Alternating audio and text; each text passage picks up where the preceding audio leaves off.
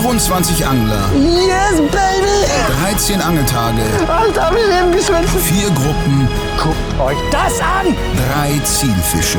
Dieser Biss. Eine Finalrunde ohne Ortskenntnisse. Und ein Pokal.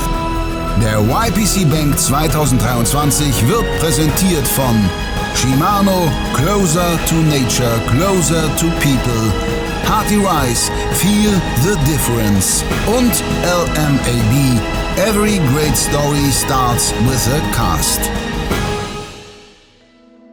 Hallo liebe Zuschauer und herzlich willkommen zur 14. Folge des YPC Bank 2023 und damit zur 4. und entscheidenden Folge in Gruppe C. Titelverteidiger Ton van Ham von Westin gab sich am ersten Tag keine Blöße und konnte an Tag 2 auch schon ein schönes Zander-Upgrade einreichen, wodurch er beste Chancen aufs Weiterkommen hat. Auch Veit Wilde kann mit der bisherigen Ausbeute zufrieden sein. Der Seiker Pro Produktmanager übernachtete mit 3 guten Hechten und einem guten Barsch auf Platz 3, konnte am zweiten Tag schon 2 vernünftige Zander nachlegen und konzentriert sich nun auf Upgrades. Yosuri-Repräsentant Sami Muhib macht das den ganzen Tag schon, denn seine Fullcard von Tag 1 hatte noch viel Verbesserungspotenzial. Gerade konnte er einen Upgrade-Hecht einreichen, doch vermutlich wird er noch etwas mehr tun müssen, denn die Konkurrenz sitzt ihm im Nacken. Ganki-Teamangler Malte Gatz liegt nämlich keine 13 Punkte hinter Sami und hat noch gute Upgrade-Chancen, vor allem bei Barsch und bei Hecht. Dank ordentlicher Zander hat der Rostocker realistische Chancen aufs Weiterkommen. Für Alex Schmidt schwinden diese langsam. Nach einem Traumbarsch und einem guten Zander an Tag 1 ging heute noch gar nichts beim Neuke Pro Steffer. Er braucht noch 4 Fische fürs Halbfinale. Das gilt auch für Daniel Andriani aus Simbabwe. Zwar war der Vormittag nicht ganz so rabenschwarz wie Tag 1, doch auch Daniel braucht einen extrem starken Nachmittag, um hier noch an 3 Anglern vorbeizuziehen. Wir starten aber mit Sami, der für das Upgraden vorerst weitere Hechte vorgesehen hat. Hey guys, welcome in this new episode. So, the afternoon plan is we changed borders because I had some bite in the first border, but all the fish was on the same place, and yeah, in the end I triggered them all. So now we changed. I will fish this dirty border for a few hours, maybe 2.5. Try to catch a good pike again, that would be good. And if I don't achieve to do that, then I will go for zander fishing. So, willkommen zurück. Ich bin am Polder. Mittlerweile, ehrlich gesagt, eine meiner Lieblingsanglereien. Im Polder zu angeln. Und es wäre schade, wenn ich gar nicht am Polder angeln könnte, weil es einfach keine Zeit mehr gab. Und deswegen, wir werden jetzt ein bisschen Polder angeln, 1,5 Stunden, in der Hoffnung, irgendwas kommt. Also ein Hecht. Und dann hoffentlich haben wir immer noch Zeit für die Zanderspot. So, jetzt machen wir ein bisschen Strecke an der Polder. Ich habe meine Hosen wieder angezogen, weil es gibt eine verdammte Menge Brennnessel. Und ich bin nicht so hart im Nehmen. Okay guys, so we are allowed to go 5 meters from the cameraman. So I go 5 meters from the cameraman to under the bridge. Then we fish a bit, and then I go 5 meters at the other side of the bridge to see if we can hook into a big sander here. I just put on a stinger and a bigger bait, and we will catch a big sander, I'm pretty sure. So 2,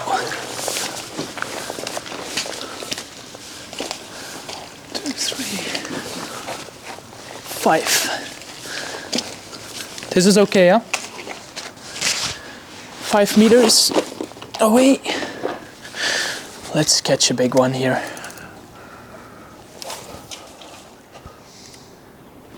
Fisch.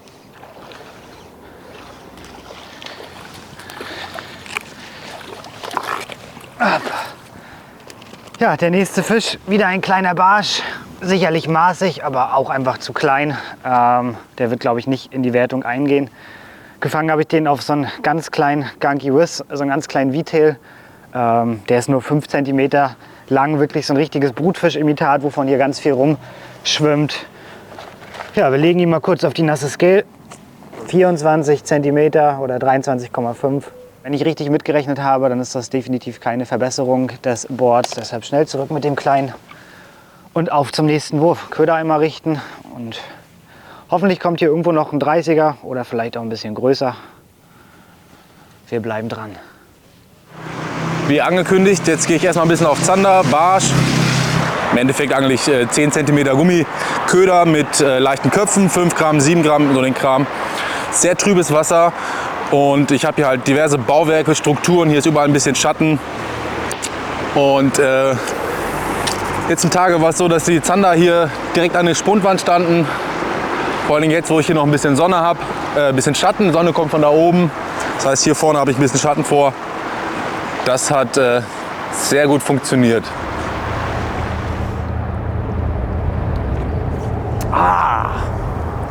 Ganz vorsichtiger Biss hier vom Ufer.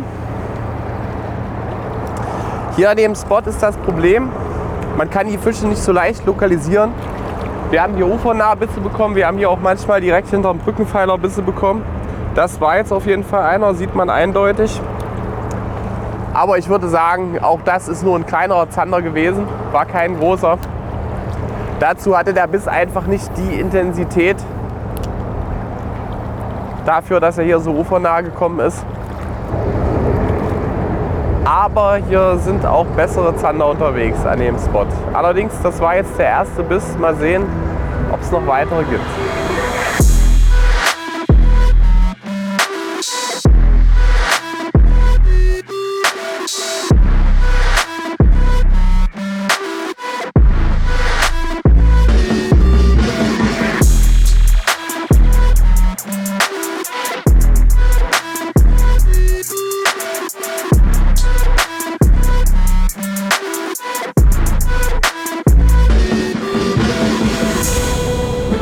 Ersten Wurf unter der Brücke gemacht und sofort einen Biss bekommen. Und der scheint gar nicht, ich gehe mal lieber hier vorne hin. Hat sich im ersten Moment gar nicht so gut angefühlt, aber ich glaube, der ist doch gar nicht so klein.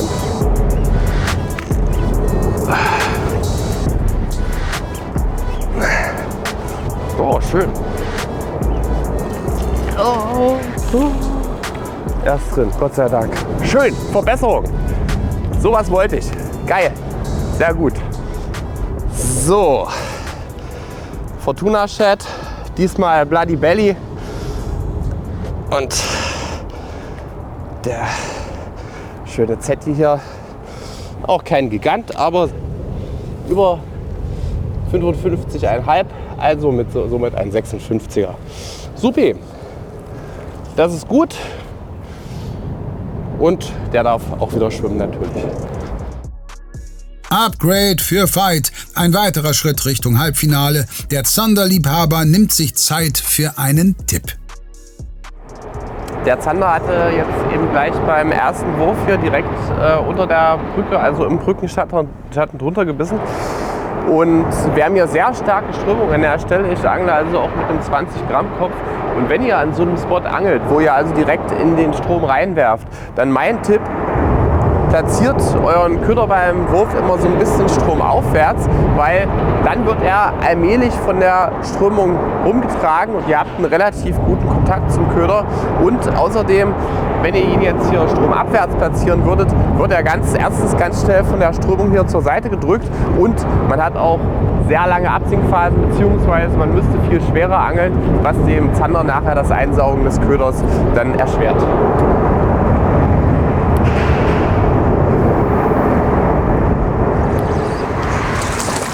Der reicht, der wird nicht reichen.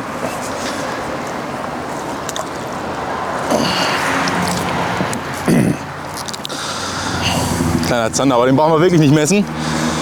Der geht wirklich direkt zurück. Der hat garantiert keine 40. So, ich nehme jetzt den VMC Marskopf hier, zusammen mit unserer Chrome Drunk Dancer.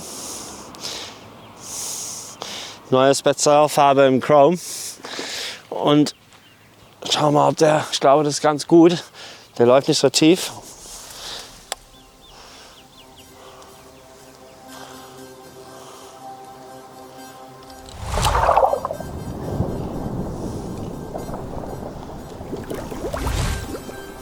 Oh. Ah. Schade. Kleiner Pike. Scheiße. Genau an der Spot, wo ich ihn gefangen habe vor ein paar Jahren. Ah, okay. Er ist weg. Schade. Da war der erste Biss. Ein kleiner Pike, aber schon massig. Ich konnte ihm echt nicht anhauen. Das ist direkt unter meine Füße gebissen. Und er hat kurz gehangen, aber er war nicht gut gehakt. Immerhin etwas Fischkontakt bei Alex und Daniel. Ton hat unter der Brücke keinen Zander bekommen, hat aber schon wieder die nächste Stufe seines Plans im Visier. Okay guys, we are going to a canal with big perch and pike to try and upgrade the perch. We think that's, I think that's the best chance to make an upgrade. It's a long drive, so we have to drive 1 hour to the spot. But we are going to risk it, so we leave now and we try to catch a big perch on the crank.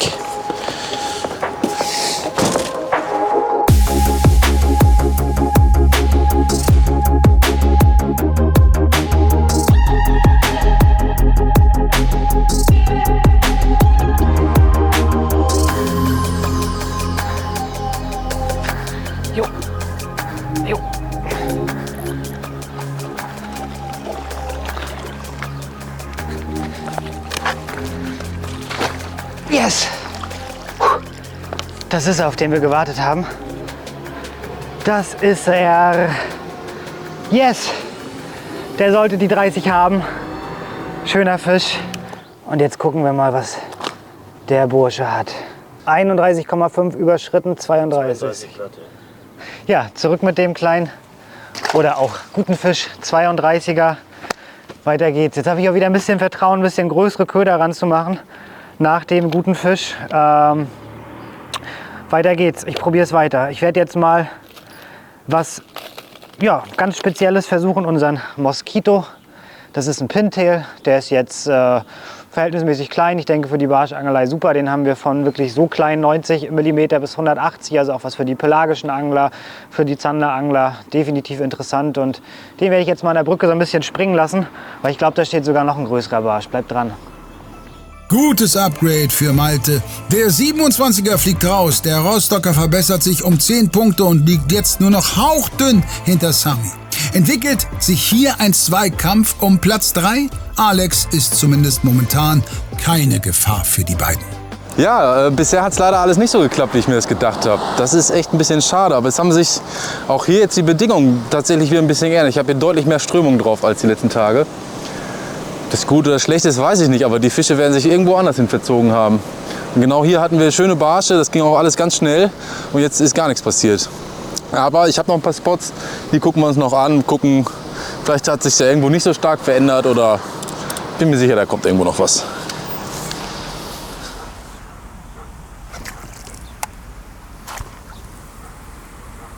Big Pike, fucking Big Pike.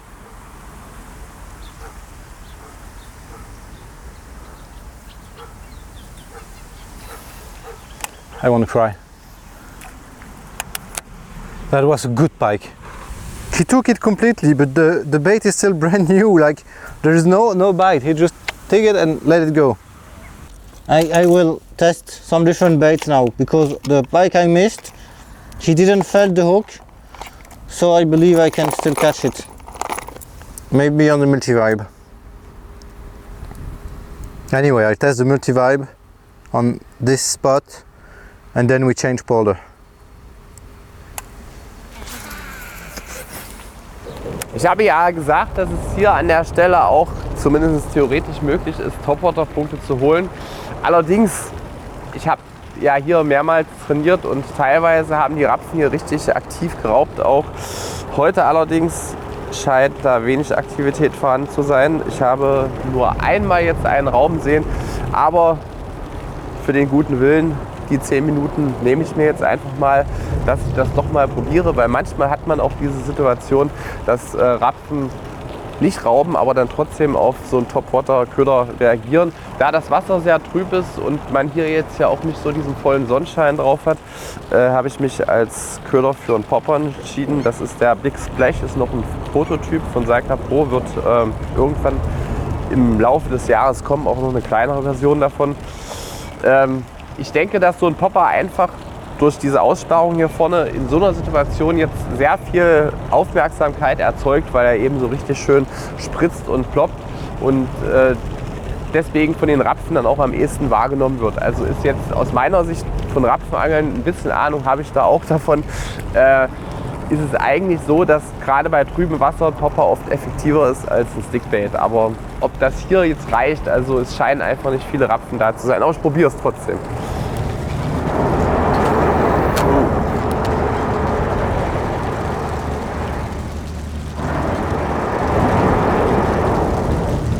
Oh, da war einer.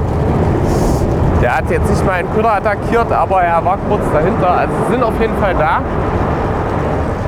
Aber wie gesagt, die stehen nicht konzentriert genug.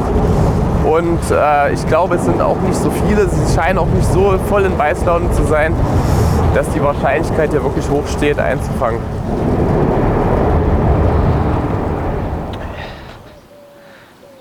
Ja, ich habe es gerade noch mit einer kleinen Hurra-Craw probiert. Eine kleine Krabbe, ganz hart am Grund, so Net-Rig-Style. Und jetzt geht es erstmal noch mal eine Runde zu den Hechten. Die Barsche hier haben gerade wirklich keinen Bock mehr. Vielleicht auch, wenn die Sonne nachher ein bisschen höher steht, dass sie sich noch ein bisschen mehr unter die Brücke verpieseln und verstecken. Und ja, erstmal ab ins Auto, 10 Minuten fahren, Hecht versuchen und dann kehre ich hier auf jeden Fall noch mal ein. Rookie mistake. Never trust Google Maps. I put a mark where I wanted to fish and it jumped to the other side of the canal.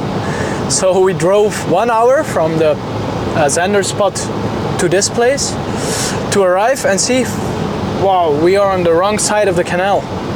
So now we have to drive another half an hour to get to the right side. I hope this bad luck will turn around in good luck for big perch. So stupid. Guck mal da. Das ist ein Hecht, oder? Wo ist der Vogel? Ne, ist voll her mit Karpfen, Mann. Ich glaube nicht, dass das ein gutes Ding ist für den Hecht. Das ist überall riesen Karpfen. Sag mir nicht, dass wir der einzige Pike, der jetzt anbeißt. Aber ich habe ihn nicht angehauen, weißt du? Hast du gesehen? Ich könnte ihn gar nicht anhauen. Das war direkt unter meine Füße. Also ich mache ungefähr seit halbe Stunde. Leider nur die Einbiss, direkt der allererste Wurf. Ich hoffe, dass ich die nicht sehr, sehr bereuen wird. Aber it is what it is. Wir machen ja ein bisschen Strecke noch. Wir haben noch ein bisschen Zeit. Sieht hechtig aus.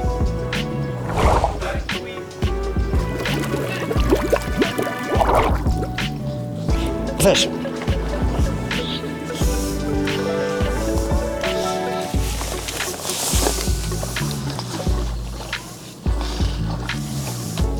Fuck hell.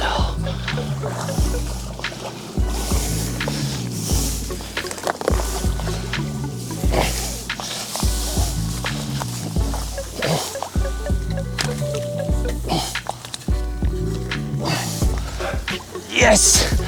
Yes! Leute, das war eine Hektik. Aber das hat geklappt.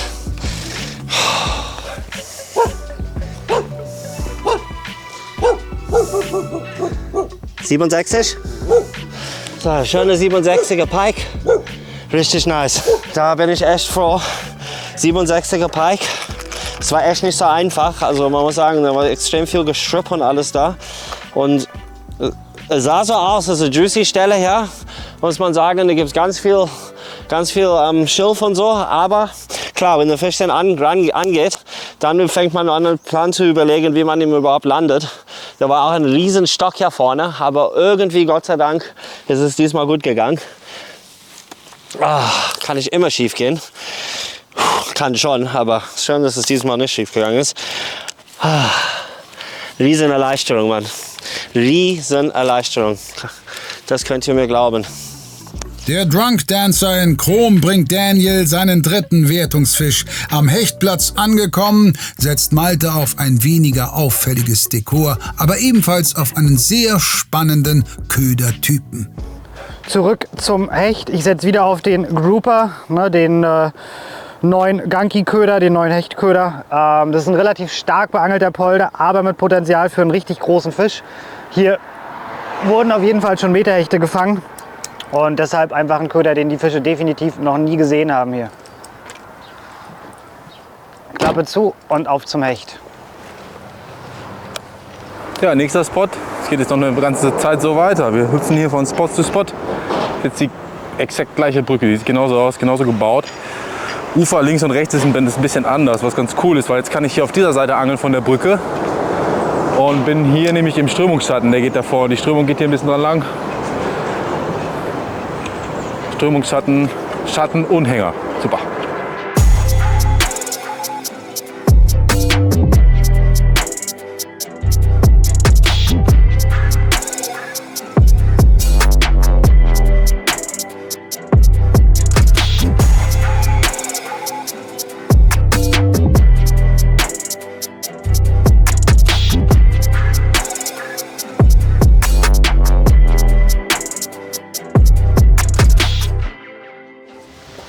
Okay, we arrived. We have to walk a long way, so let's not waste any more time.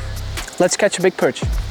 Ton setzt nun voll auf Barsch. Sami hingegen ist wie sein engster Verfolger Malte weiterhin auf Hecht aus. Yeah, I fish quite fast because the polder is quite long.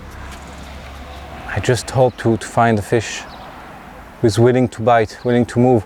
I mean, in the other polder, they were all packed together. Maybe it will be the same here because we're not super far from the other polder, like just a few kilometers. So let's see. Right now I'm searching and I hope I find them soon. Because now, zero. Yeah, I think they're catching fish, yeah, for sure. Yeah, Toon will improve his card, but the real trouble will be White and Malt, because they will fill their cart and then they will be in front of me.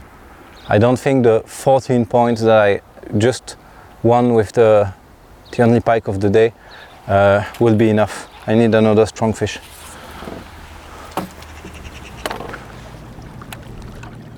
Ich habe das Gewässer gewechselt. Ich bin jetzt hier an einem Großgewässer, also auch so eine Geschichte, die im YPC nicht allzu oft gemacht wird. Und Chatterbait als Köder dran, Randale Max. Und der soll mir hier an dem Spot hoffentlich einen Hecht bringen. Es ist eine ganz kleine Hafeneinfahrt und der Bereich hier rundherum ist sehr verkrautet. Wir haben hier nur so eine kleine krautfreie Linie. Das ist diese Bahn, wo es hier aus dem Hafen rausgeht. Und die Krautkanten davon, die möchte ich jetzt abwerfen. Und vielleicht steigt da ja ein Esox ein.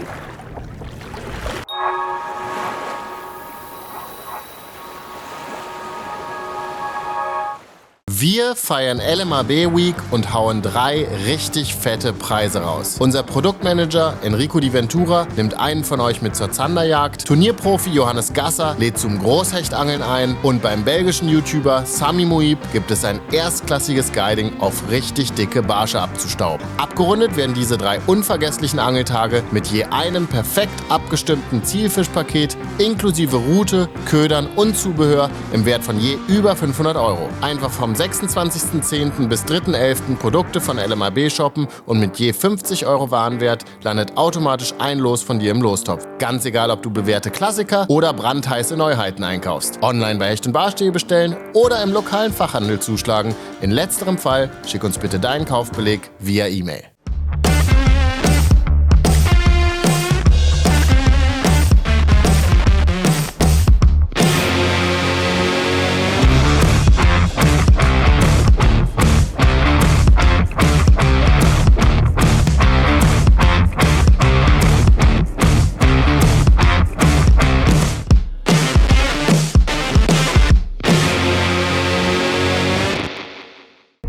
The newest Shimano Boost concept revolutionizes traditional lure design.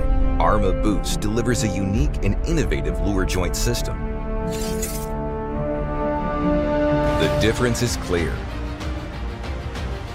Arma Boost increases casting distance by roughly 40% versus comparable baits. Casting performance excels when it's windy, and a more natural, lifelike swimming action will enable anglers to target and catch more fish like never before. Arma Boost.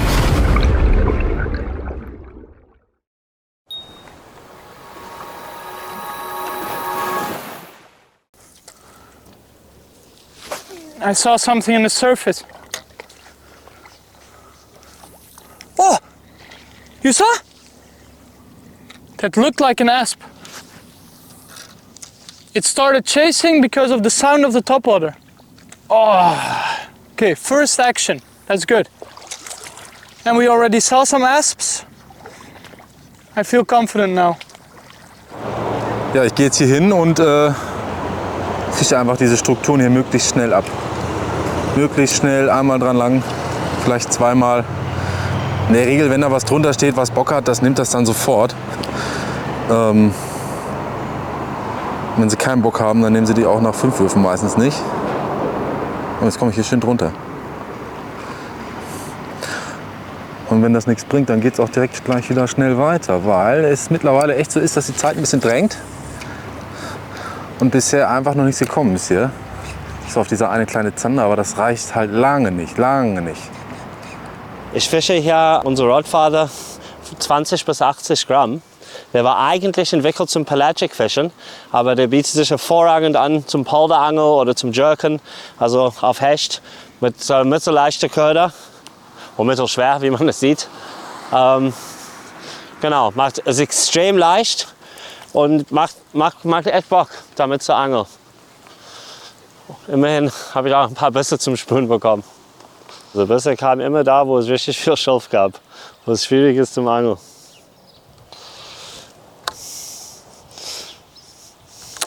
Wo es schon leicht ist ranzukommen, meistens geht keiner Bisse. Das ist der Trick beim Polderangeln, Leute. Vor allen Dingen in sag ich mal, Dörfer und Städte. Man muss eigentlich nicht so eine Stelle aussuchen, man muss immer eine Stelle aussuchen, wo es richtig viel Gestrüpp und Schilf und so, wo es richtig schwierig ist ranzukommen. Meistens da ist gut. Hier auf die leichten Stellen hier meistens wird die echt viel gefischt.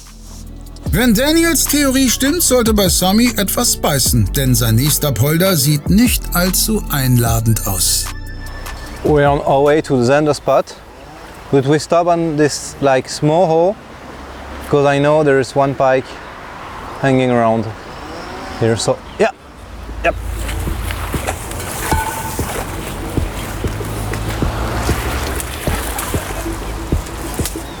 It's pretty. It's a good one, huh? Please come inside. Come inside, my boy.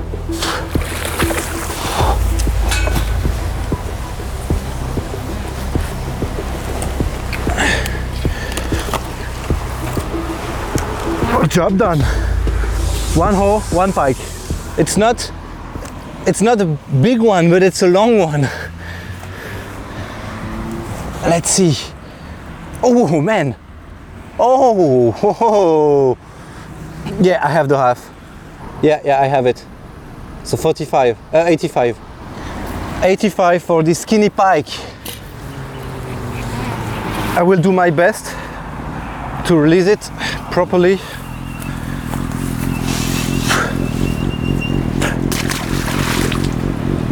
Should be okay, huh? My net broke. It was like not the pike net, but the street fishing net. So it was not made for pike, but you see it's a bit higher here. So yeah. I have another net in the car, fortunately, a drop net. So now we will use this one and yeah, let's go to the Zander spot. I'm so happy. I'm so happy. When things go like I want them to go, let's report this one. Sammy fängt auf denselben Köder wie Daniel kurz zuvor, den Drunk Dancer aus der Chrome Edition. Dass dieser in Poldern gut funktioniert, ist keine Überraschung. Dass er als Vertikalköder eingesetzt wird, ist jedoch vermutlich eher eine Seltenheit. Sammy jedenfalls holt einen langen Hecht für seine Karte und kann den Vorsprung auf Malte wieder etwas vergrößern. So guys, I just checked my Excel for my points, and I realized that if I catch a Zander with like more than 50 centimeters, it's an improvement. So I will go for Zander right now, not for super long, and maybe if the bridge where I want to fish is not good, I will go back to the good pike spot because they're around. I know they're around. They're all on the same spot, and I will just try it again. You know, maybe they will feed again. I don't know. Maybe they're too afraid for today, but then I don't have the choice. I will try. So it is too shallow, clearly, to fish the crank. So we go back to the topwater. We had some action while topwater fishing. Not fish that were following my lure, but that got active because of the sound of the popper. So we just wait for a lucky punch. One asp or a perch to improve by 10 points. Or more if it's a perch. We gotta dig it out here. It was a really long walk, so we are not in the position to walk back and go to another spot. We just keep fishing it out with a topwater now. And we see what it brings. Hopefully something. Fisch! Doch nicht umsonst hierher gefahren. Das ist ein Hecht, aber er sieht leider nicht nach einer Verbesserung aus. Nee, das sieht man schon, gleich hochgekommen. Naja, aber zumindest mal wieder Fisch. Das macht doch auch Spaß. Na komm her. Naja, Chatterbait ist schon raus. Brauchen wir nicht zu messen. Ich zeige euch nur ganz kurz und gleich ist er wieder drin. Wunderbar. Naja, ein paar Würfe mache ich noch. Vielleicht ist noch einer da. Aber naja, das reicht noch nicht, um den Punktestand zu erhöhen. Nicht ansatzweise.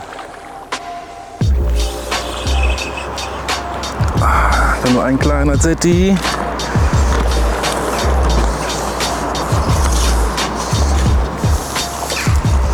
Ganz kleiner Zetti. Wird auch niemals reichen, sowieso nicht. Und ich glaube auch nicht, dass der maßig ist. Das ist einfach zu klein. Das brauchen wir auch nicht messen. Und gleich weg. Tja, schade. Aber wenigstens noch mal eine Aktion hier gehabt.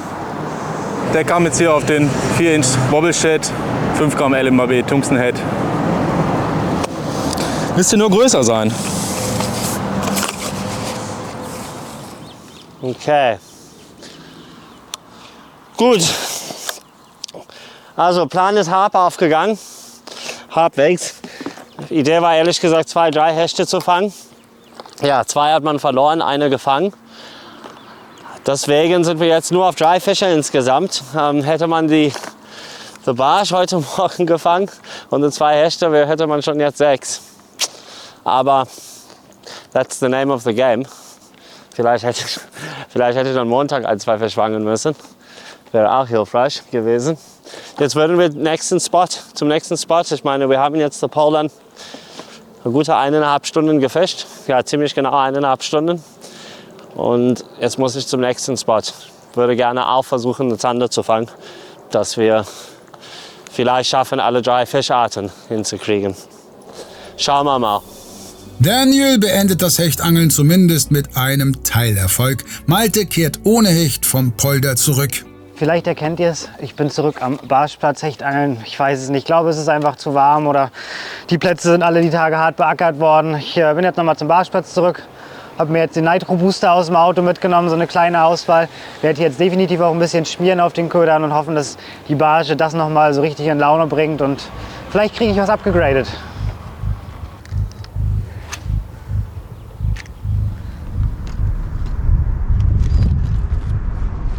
Fisch.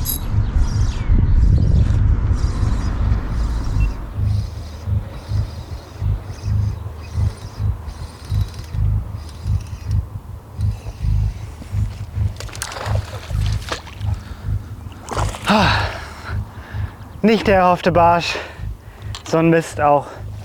Ein kleiner Babyhecht, der wird definitiv nicht weiterhelfen.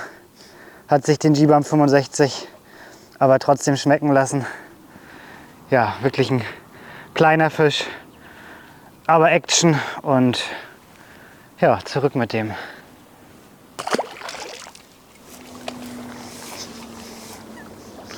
Wow, these are all mosquitoes. Awesome.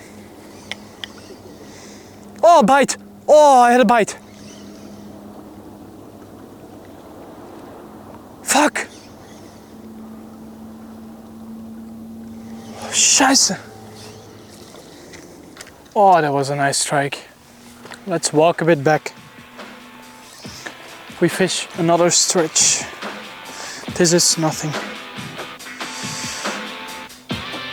It is what it is.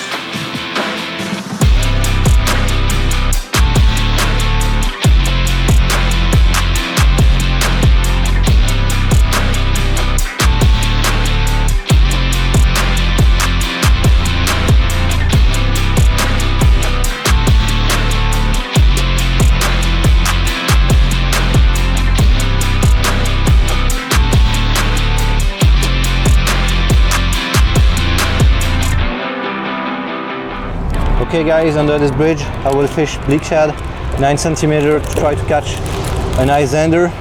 As you can see, I'm using one of the new chrome colors. If you watch carefully the episode, you saw that I caught the pike on a drunk dancer on a chrome color. Also, it's brand new colors that we will have on bleak shad, perch shad and drunk dancer, drunk bait also. So that will be deadly colors. I really love them, and now I will use it to try to catch a zander. Honestly, I don't know this spot so well. I had only one day to train between day 1 and day 2, and I just discovered this spot next to my pike spot. I caught 2 zanders along this wall, but I can feel it's pretty deep. If you compare it to the rest of the canal on my left and on my right, it's a hole. So I'm pretty sure there's some zanders. I don't know where exactly, well, along the wall for sure, but maybe on the other side also. I will just cast a bit everywhere, try to find a structure or a bigger hole, and yeah, and catch some fish. 10 gram is good here because there's not too much current, but it's really deep, guys. I think there's like 6 meters. Ja, hier wird jetzt zusammengepackt. Die Barsche sind absolut nicht in Stimmung heute. Also ich weiß nicht, ob das jetzt mit den anderen Fischen so weitergeht, mit den Zandern und mit den Barschen. Ein bisschen mehr Strömung, wo ich jetzt hin will. Ich werde jetzt einen großen Fluss fahren. Ja, mal schauen, Daumen drücken. Es wäre echt geil, noch was zu verbessern, einfach noch ein paar Fische zu fangen. Ja, den Tag gut ausklingen lassen. Bisher ist das eher wieder eine ganz schön zähe Nummer hier für mich, aber so war es halt oft genug und deshalb einfach weitermachen, kämpfen und weiter geht's. Schade, ich hätte mir schon einen Hecht hier erwartet, allerdings deutlich größer als der, den ich gefangen habe. Aber da sind natürlich diese großen Gewässer auch nicht so zuverlässig, was das anbetrifft. Die Fische ziehen hier sehr viel umher und es kann halt auch durchaus sein, man kann hier einen Tag mal mehrere Hechte fangen und am nächsten Tag dann keinen oder vielleicht nur einen kleinen, so wie es jetzt der Fall gewesen ist. Wie auch immer. Ich bleibe trotzdem hier an dem Gewässer. Es geht jetzt an einen anderen Spot. Da ist wieder eine ganz andere Angelei angesagt als das, was ich jetzt hier gemacht habe mit dem Chatterbait über das Krautleiern. Und vielleicht gibt es da dann ja auch ein bisschen mehr Fisch als hier an der Stelle.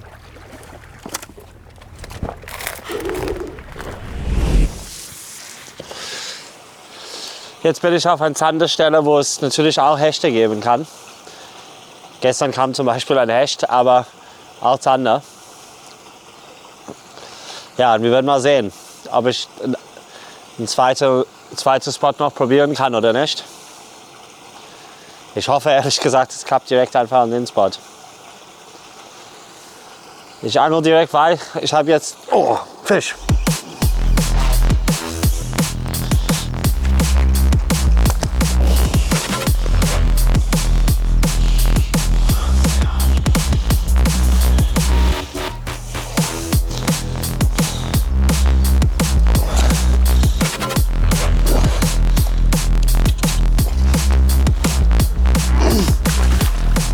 Yes! Geil, Leute. Das hat echt nicht lang gedauert. Und da ist immerhin eine Zander. Jetzt habe ich immerhin alle 3 Fischarten. Wollte euch gerade sagen, ich habe weiter mit unserer neuen Chrome Series gemacht. Boah, Leute, das war natürlich super. Allererster Wurf. Okay. Der ist nass, der war gerade schon in dem Kescher.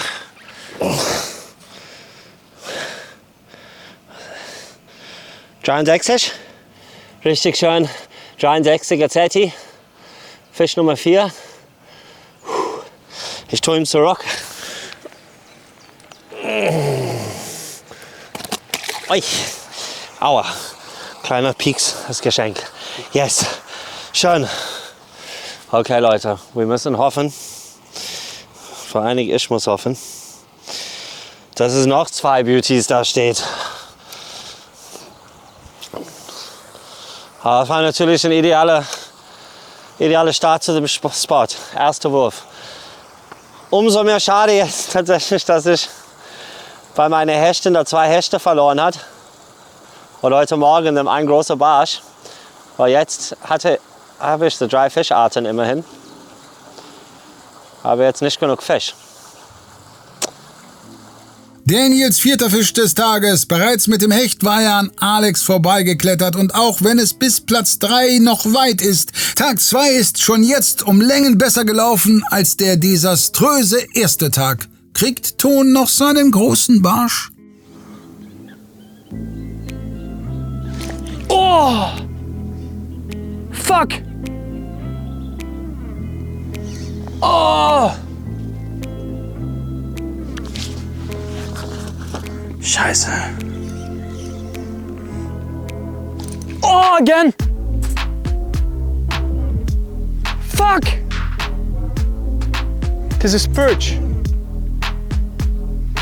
Shit.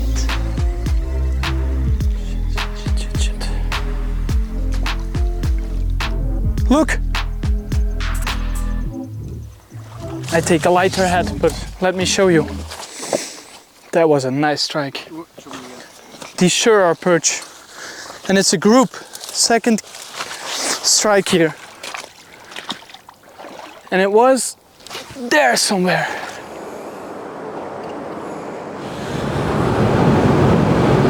Ja, wir sind schon wieder auf dem Weg zum nächsten Spot hier. Hoffentlich kommt da noch was. Aber da habe ich jetzt 2 Spots ganz nah beieinander. Auch wieder 2 Brücken. Hatten wir Zander und Barsche. Ich hoffe, dass ich da vielleicht auf jeden Fall einen Barsch ziehen kann und vielleicht auch einen Zander. Mal schauen. Das nervt halt ein bisschen, wenn du so eine Tour machst und die funktioniert super und dann funktioniert die nicht mehr. Und du checkst nicht so richtig, warum. Also das Einzige, was sich geändert hat, ist, dass wir halt ein bisschen Strömung drauf haben. Ich mir nicht vorstellen kann, dass das so wahnsinnig schlimm ist. Es sollte eigentlich eher besser sein. Ja, aber wir haben gestern schon gesagt, dass vielleicht gestern ein schlechter Tag war und es hoffentlich vielleicht heute besser beißt. Vielleicht ist es aber auch genau andersrum. Man weiß es nicht. Ja, da sind wir jetzt am großen Fluss. Drückt die Daumen, dass es jetzt ein bisschen besser läuft als bisher. Erfolgsköder vom ersten Tag, G-Bump 8 cm UV Roach. Damit versuche ich es jetzt hier auf Barsch und auf Zander. Hier kann beides beißen. Wollen hoffen, dass was geht. Langsam bricht die Schlussphase an. Momentan sind Ton, Veit und Sami weiter. Doch Malte würde ein 69er Zander, ein 45er Barsch oder ein 85er Hecht zum Weiterkommen reichen. Zumindest, wenn Sami nichts mehr fängt.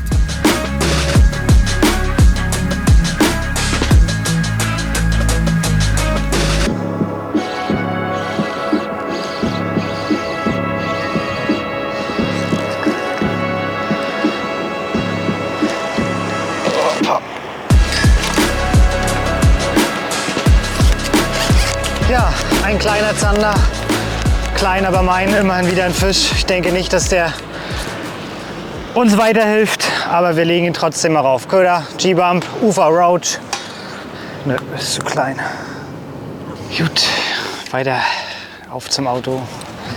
Die letzten 2 Stunden sind angebrochen. Jetzt heißt es nochmal wieder den Spot wechseln. Wie gesagt, das ist jetzt hier am Fluss so ein bisschen Run and Gun irgendwie mit dem Auto. Von Punkt zu Punkt. Hoffen, dass an einem Punkt wirklich mal Fisch geballt steht und Bock hat. Ja, wenn es immer so einfach wäre wie im Training, ne, dann wäre das hier nicht der YPC. Das ist einfach mal so im Training überall Fische gefangen, überall schnell und vielleicht eskaliert es ja irgendwo noch mal jetzt. Bleibt dran.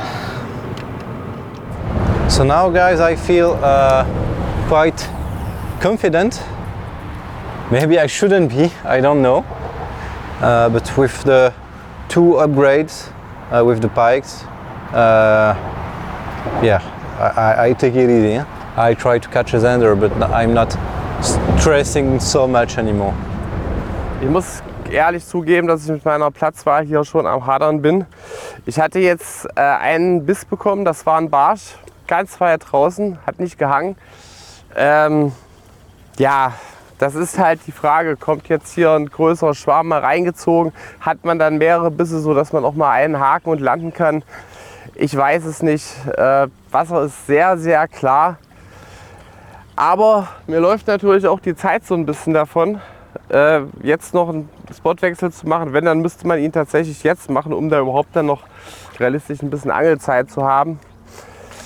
Und ich weiß nicht, vielleicht wäre noch eine Option, da weiter vorne mal ein bisschen den Uferbereich mit Chatterbaits abzusuchen.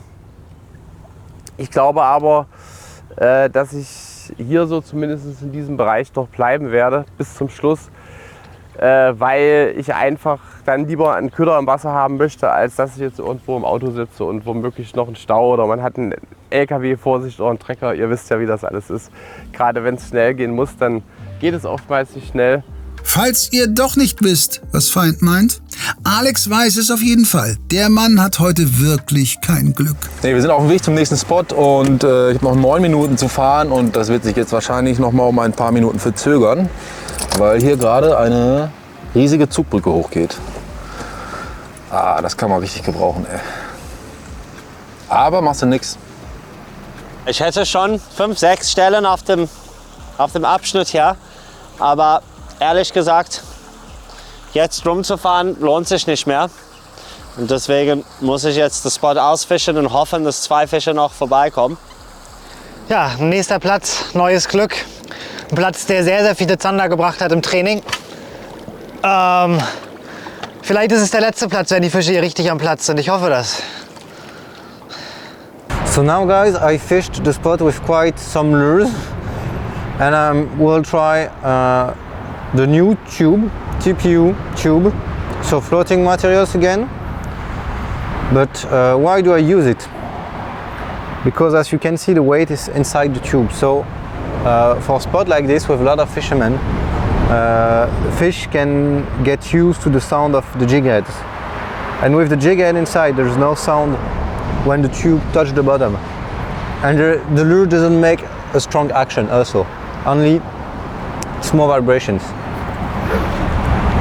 It can trigger them on very tough places, and then the tube also allow me to put some of this like that, and we have a deadly combo.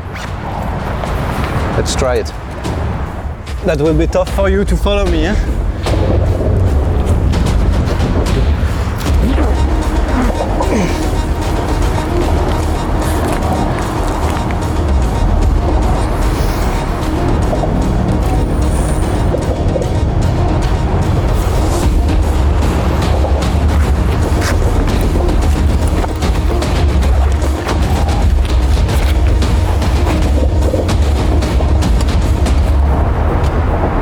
Lost it. Fuck. That was a huge one on the tube, guys. Fuck.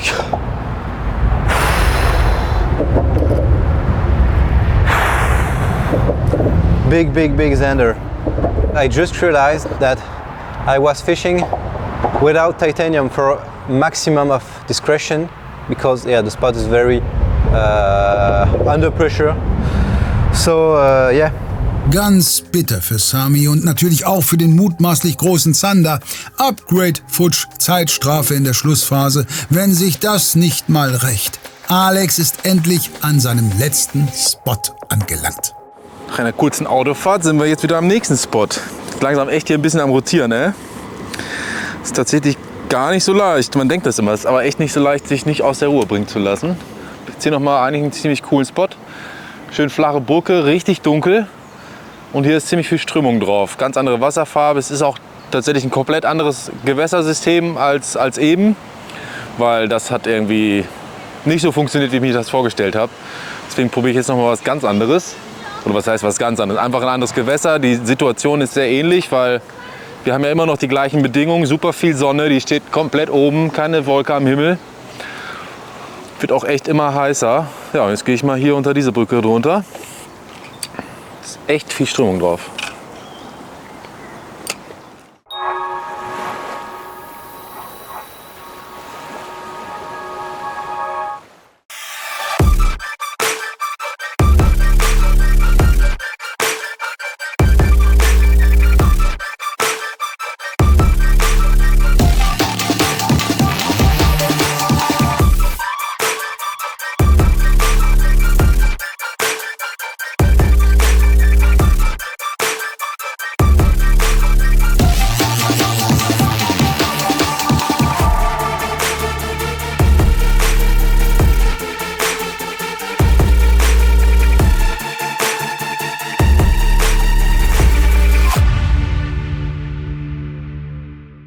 So sieht er also aus, der Hecht und Barsch Raubfisch Adventskalender 2023.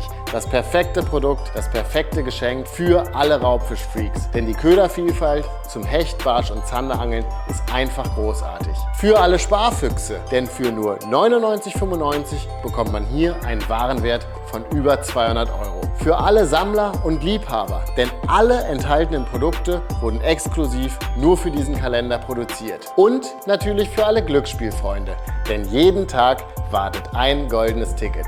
Je früher du bestellst, desto größer die Wahrscheinlichkeit, den Jackpot zu knacken. Deswegen ran an die Tasten, den Link zum Produkt findest du unten in der Videobeschreibung.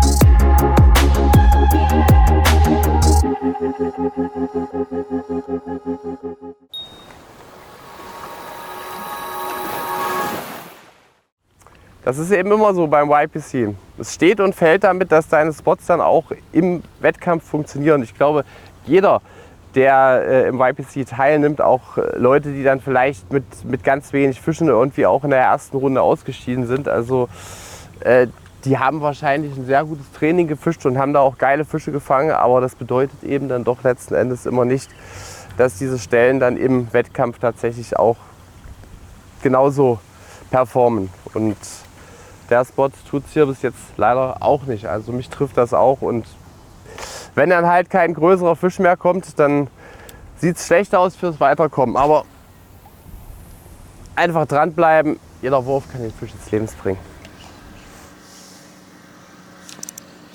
Oh, Leute, da war etwas. Ganz zaghaft. Aber er war kurz dran. Gibt's doch nicht.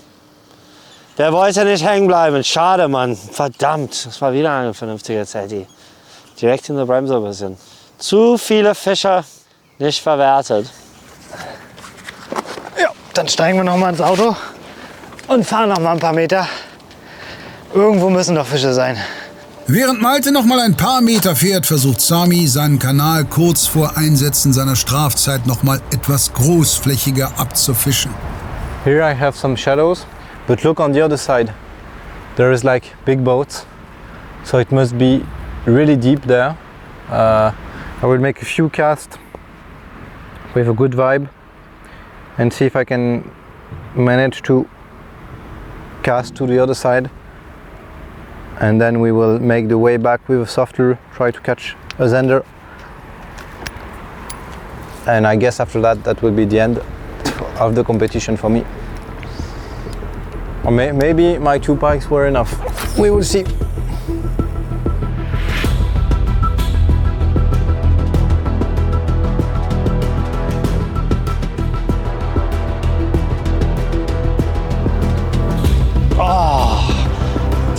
Leute.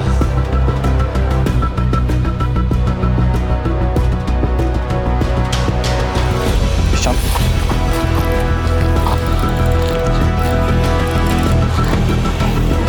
That's a zander. The bite was hard. I hope it's big enough.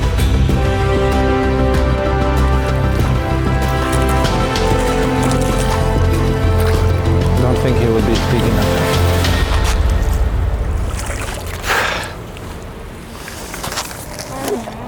I don't think that's big enough, but you never know.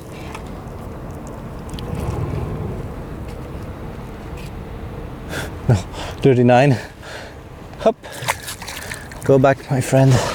Okay, maybe there's more. Fisch! Barsch! Ich versuche ihn erstmal hier ranzuholen. Aber er ist, denke ich mal, jetzt nicht untermaßig, aber auch wahrscheinlich keine Verbesserung. Ja, obwohl, müsste man schauen. Ich glaube nicht ganz, aber total klein ist er auch nicht. Hängt nur knapp, hängt nur ganz knapp. Oh, und er ist drin. Erster Wurf. War vielleicht jetzt doch eine gute Entscheidung, das hier zu machen. Das Ganze. So. Naja, 32,5 überschritten, also ein 33er Barsch. Ja, ich zeige ihn euch kurz und dann geht er hier gleich direkt mit dem Kescher auch wieder runter. Weg ist er, gut, schön. Naja, gut. Jetzt noch einer, der ein paar Zentimeter mehr hat. Dann könnte das was werden. Jetzt beißen die Fische wieder, umso bitterer für Sami, dass er seinen Tag nun beenden muss und keinen Einfluss mehr aufs Ergebnis nehmen kann. Over for me. I wouldn't say it's a good day because I missed so many fish, guys.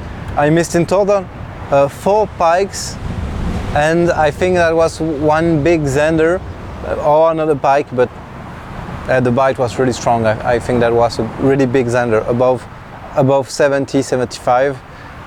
Yeah, but I still managed to improve my card. I hope that will be enough. Let's go back to the camp and let's see with Tony. Ton wird weiterkommen. Veit ebenfalls. Doch wer holt sich das 3. Ticket? Kann Malte während Samis Zeitstrafe ein letztes Mal entscheidend zurückschlagen?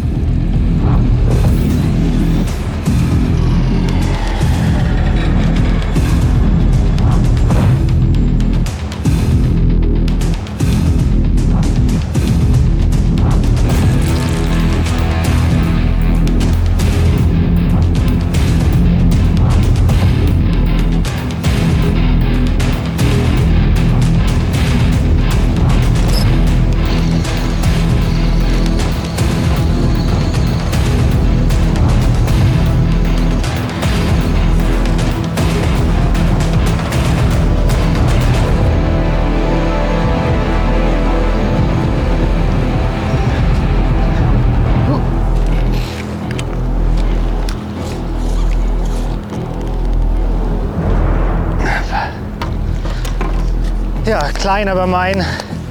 Das reicht natürlich wieder nicht, um maßig zu sein. Die Fische sind so inaktiv. Da draußen ist ein großes, tiefes Loch. Da liegen anscheinend ein paar kleine drin rum. Ich habe jetzt wirklich einen großen Köder genommen, bis 125 von Ganki. Den hat er sich auch wirklich schön weggetockt, aber irgendwie fehlen die Großen. Der Fisch reicht nicht, doch es soll nicht der letzte Fang des Tages bleiben.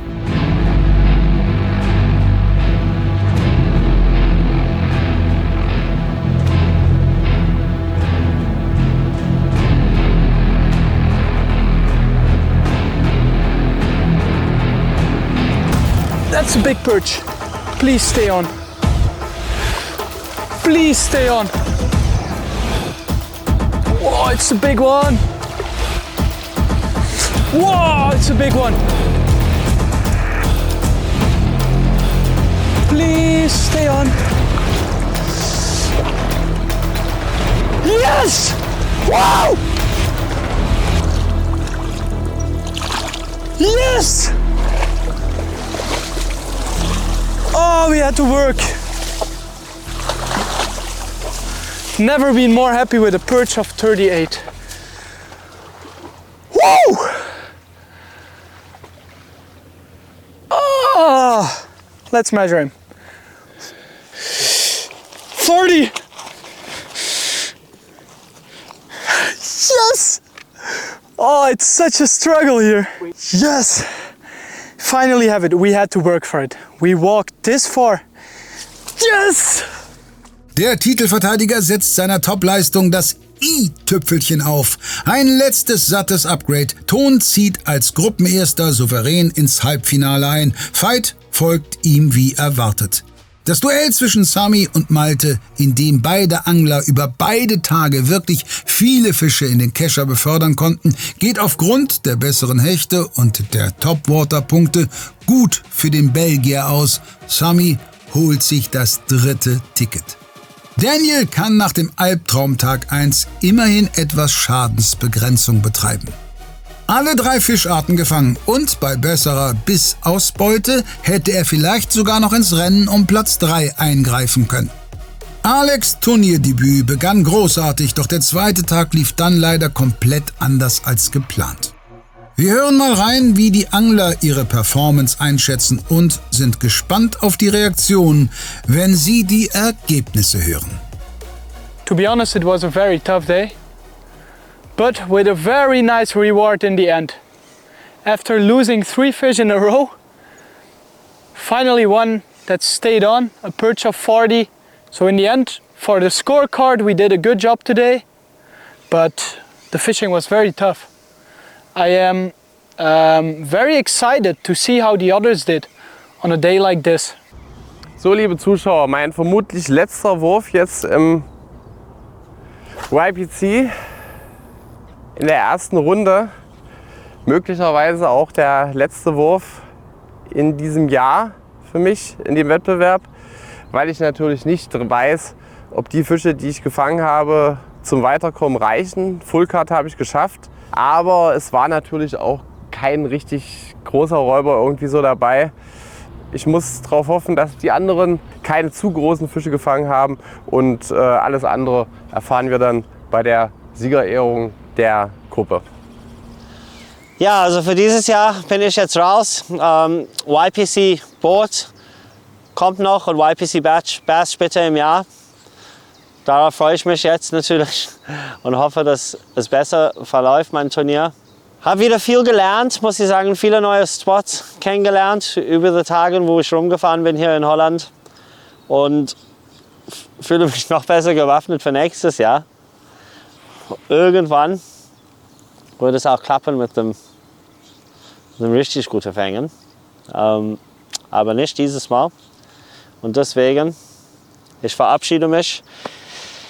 Ich sage viel Glück an die 3, die weiterkommen, dass sie auch ein gutes Turnierverlauf haben. Und viel Spaß an alle Zuschauer für den restlichen Turnierverlauf. Bin ein bisschen frustriert. Vielen Dank an meine Family, dass ihr so lange ausgehalten habt, ohne mich da zu sein. Ich weiß, es ist immer schwierig und deswegen ja, umso frustrierender. Aber that's life, that's fishing. Genießt the rest of the show. Ciao. Das war's. Das war die Vorrunde YPC Bank. Ich habe alles gegeben. Die Fische waren einfach nicht so groß wie erhofft und wie gewünscht und auch die Frequenz nicht so, wie man es kannte. Ich weiß wirklich nicht, woran es lag. Gut trainiert, sehr gut gefangen im Training, auf alles geachtet aus dem Training, auf die Tide, auf die Köder, aufs Wetter und so weiter. Ja, ich weiß nicht, ob wir uns noch mal wiedersehen in diesem Jahr, aber hoffentlich dann vielleicht im nächsten Jahr. Und ja, sonst sage ich einfach noch Danke zu Ganki, zu meinem Sponsor und zu allen Freunden, zur Familie und so weiter, die das hier irgendwie unterstützen, das begleitet haben, Glück gewünscht haben. Und in diesem Sinne, Tide Lions und Petri Heil. So Leute, das war mein letzter Wurf. Das war's für mich. Damit bin ich tatsächlich definitiv raus. Das ist mir klar. 172 Punkte oder was, das reicht definitiv nicht. Da hätte ich echt gerne noch ein paar Hechte und ein paar Zander gefangen, am besten maßig. Das hat leider nicht geklappt, aber das kannst du dir nicht aussuchen. Also bleibt mir nur, mich bei meinem Sponsor zu bedanken, Sunline, bei meinen Teamkollegen, die mir geholfen haben und allen anderen, die mich unterstützt haben. Vielen Dank nochmal. Ich denke, für nächstes Jahr arbeiten wir noch mal ganz stark an der Taktik und dann sehen wir uns sicherlich wieder beim YPC 2024. Allen anderen Teilnehmern weiterhin viel Glück. Ich bin super gespannt, wer weiterkommt, wer das Rennen macht und wer gewinnt. Da sind auf jeden Fall echte Granaten dabei. Es wurden jetzt schon geile Fische gefangen. Mega geiles Turnier. Dranbleiben, weiter gucken. Viel Spaß. I would like to take this opportunity to thank Westin for letting me represent Team Westin in this competition. It's something I look forward to every year and it's my highlight of the fishing year. So thank you for the opportunity. Then I want to thank some friends, Luke Koppes. I want to thank Kevin Hoppenbrouwers. He gave me this spot. I've never been here before. It was a gamble. I didn't have many perch spots in this zone. So thank you, Kevin, for this one. And yeah, we will see what the result will be in the end. We will drive back 1.5 hours, but first we need to walk. So it's time to announce the 3 tickets to the semi-finals from Group C. I think the second day was much harder than the first day for everyone. Or not for everyone, but for most of them. And we're gonna start with the 5th and the 6th place. We have 2 little trophies to hand over. And they go to 2 anglers who did not make a full cut in the 2 days. Several good fish, but not enough to go to the semi-finals. But congratulations to some great fish, to Alex Schmidt and Daniel Andriani.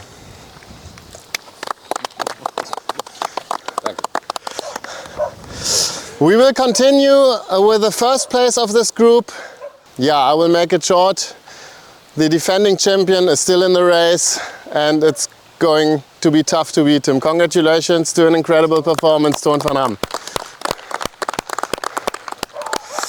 The second place goes to an angler who needed only 2 Zanders to get the full card, to get a strong full card due to 3 good pike in the first day and a good perch. And since he's one of the most known Zander anglers, at least in Germany, maybe in Europe, he makes it. Congratulations, Veit Wilde. So that leaves us with 2 anglers who made a full card each. Malte already got out of the tournament twice with a full card, I think. Sami made it to the next round last year with only 4 fish. And this year it's going to be Sami Muhib who makes it to the semi-finals. Congratulations. Das war's. Toon, Veit und Sami sind die ersten 3 Teilnehmer des 2. Halbfinals. Nächste Woche suchen wir die anderen 3. Jonas Töllner, Flo Hassenflug, Enrico Di Ventura und Dietmar Isaias.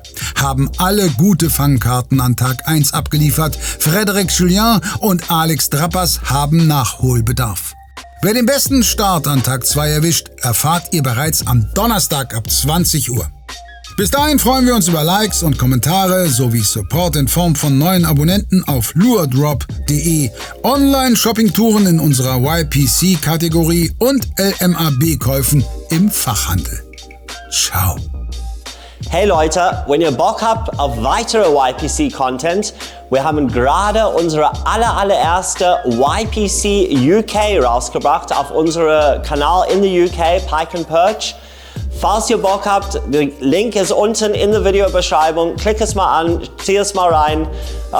Ihr könnt auf jeden Fall ein bisschen an eure Englisch feilen. Das Ganze ist auf Englisch mit Anglern nur aus Großbritannien. Viel Spaß dabei.